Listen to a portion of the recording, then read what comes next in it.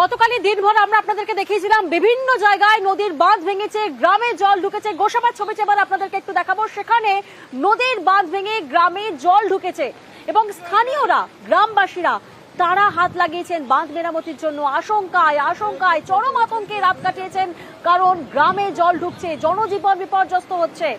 প্রতিনিধি অনুপ এই মুহূর্তে আমাদের সঙ্গে রয়েছেন, সরাসরি অনুপের কাছে একবার যাব। অনুপ, গ্রামবাসীরা হাত লাগিয়েছেন কারণ চরম আতঙ্কে রয়েছেন তারা। বাঁধ মেরামতির কাজে কি আর প্রশাসনের তরফ থেকে কারুর হাত লাগানোর কাজ শুরু হয়েছে? এই মুহূর্তে কি পরিস্থিতি? দেখো, এই মুহূর্তে পরিস্থিতি অনেকটাই স্বাভাবিক, কারণ গতকাল যে রেমালের যে প্রভাব, সেই প্রভাবের ফলে কিন্তু এই যে ঝড় এবং প্রবল বৃষ্টি হয়েছিল, সেই বৃষ্টির ফলে গোমর নদী, মানে রাঙাবেলিয়া গ্রামে গোমর নদীর বাঁধে কিন্তু ধস নামে। সেই ধস কিন্তু দেখে গ্রামের মানুষজন কিন্তু আতঙ্ক ছড়িয়ে পড়ে। তারপরে তারা পলিথিন দিয়ে, সেই বাঁধের উপরে পলিথিন দিয়ে, নিজেরাই মাটি দিয়ে সেই বাঁধ মেরামতির কাজ হাতে লাগায়। এই ঘটনার খবর পায় ব্লক প্রশাসন এবং স্থানীয় মানুষজন এবং জনপ্রতিনিধিরা, তারাও খবর পেয়ে, এবং পঞ্চায়েত সমিতির সহকারী সভাপতি তারাও খবর পেয়ে সেখানে ঘটনাস্থলে পৌঁছায় এবং প্রশাসনের পক্ষ থেকে সেখানে কিন্তু তড়িঘড়ি সেই বাঁধটি মেরামতি করার জন্য আরও লোকজন নিয়ে আসে এবং সেখানে কিন্তু তারা বাঁধটি মেরামতের কাজে হাত লাগিয়েছে। তবে ইতিমধ্যে প্রশাসন সূত্রে জানা গেছে তেমন আশঙ্কার কোনো ঘটনাই নেই ইতিমধ্যে। তবে কারণ মানুষজন কিন্তু গতকাল যেই আবহাওয়ার পরিস্থিতি ছিল এবং নদীর জল এতটাই বেড়েছিল, সেই কারণে যথেষ্টই আতঙ্কের মধ্যে রয়েছিল। কিন্তু আজ অনেকটাই স্বাভাবিক থাকার ফলে নদীর বাঁধে প্লাস্টিক ও ত্রিপল দিয়ে মেরামতের কাজ শুরু করেছে গ্রামবাসীরা। ধন্যবাদ অনুপ।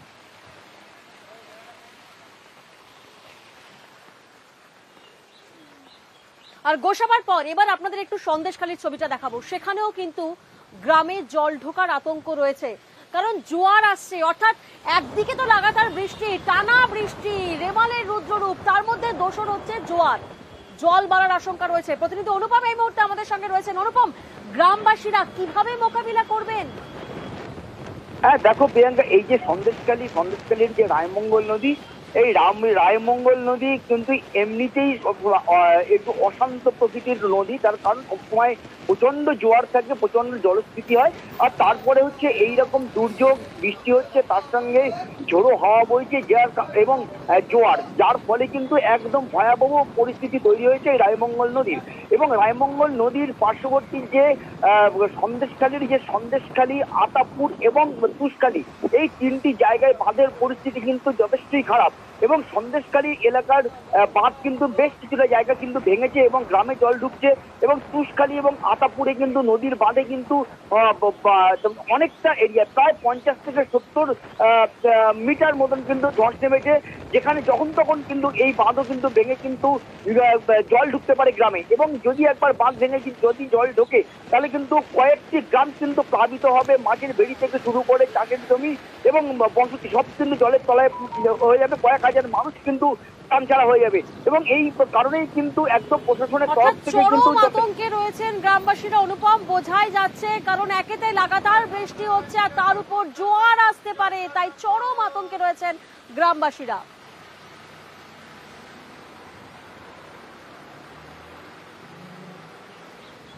আপনাদের দেখালাম নদীর বাঁধ ভেঙে গ্রামে জল ঢুকছে, চরম আতঙ্কে রয়েছেন সাধারণ মানুষ, স্থানীয়রা, গ্রামবাসীরা। একবার ভাবুন তো চাষিদের কথা, কৃষকদের কথা, কারণ লাগাতার তো বৃষ্টি হচ্ছে, বিঘার পর বিঘা জমি জলের নিচে ডুবে যাচ্ছে। আপনাদের নিশ্চয়ই মনে আছে গতকাল নিউজ 18 বাংলায় আমরা সেই ছবি তুলে ধরেছিলাম যে এই যে লাগাতার বৃষ্টি হচ্ছে রেমালে, তার জেরে তো কৃষকরা ক্ষতির মুখে থাকবে। সিঙ্গুরের ছবিটা একবার আপনাদেরকে দেখাবো। সিঙ্গুর দেখুন, সেখানে বিঘার পর বিঘা জমি জলের নিচে, ক্ষতির আশঙ্কায় চাষিরা, কপালে হাত। প্রতিনিধি রানা এই মুহূর্তে আমাদের সঙ্গে রয়েছেন, সরাসরি রানার কাছে একবার যাব। রানা, তোমার থেকে একটু জানার চেষ্টা করব, জনজীবন বিপর্যস্ত, গ্রামবাসীরা যেমন বিভিন্ন জায়গায় জল ঢুকে যাচ্ছে, কিন্তু চাষিরা তারা কি করছেন? তাদের তো মাথায় হাত, কারণ বিঘার পর বিঘা জমি জলের নিচে।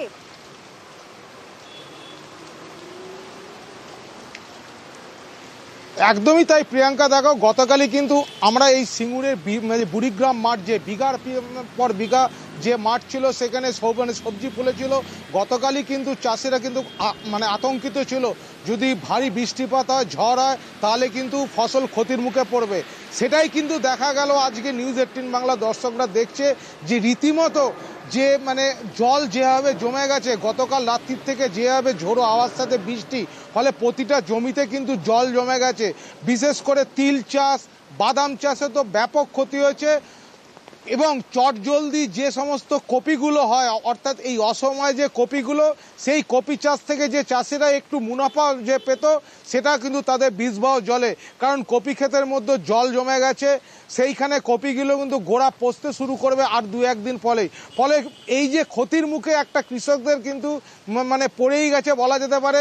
মানে পাশাপাশি যে পটল, সেই পটল যে মাচা না ভাঙলো, যেভাবে ঝড়ে দাপট রয়েছে, দলুনিতে কিন্তু বেশ কিছু মানে একদম বোঝাই উঠতি যে যাচ্ছে না পটল, কপি সেই পটল ক্ষেত, তিল ও বাদাম ক্ষেত, পটল ক্ষেত সব জায়গায় নষ্ট হয়ে যাচ্ছে ফসল, আর ফসল নষ্টে মাথায় হাত কৃষকদের।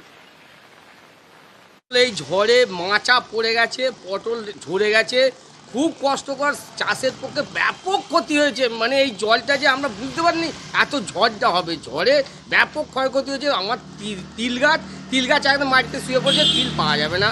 আর কপি পচে যাবে, একটা কপি থাকবে না। পটল নিয়ে বাজারে গেছিলাম, বাজারে তো বিক্রি হয়নি, সেই পটল নিয়ে আমি এখন বাড়ি ফিরে যাচ্ছি। আমাদের চাষির প্রচুর ক্ষতি, ব্যাপক ক্ষয়ক্ষতি হয়েছে। এর আগে খরা মতো চলছিল, প্রচণ্ড গরম, এই গরমে ফসলের ক্ষতি হয়েছে।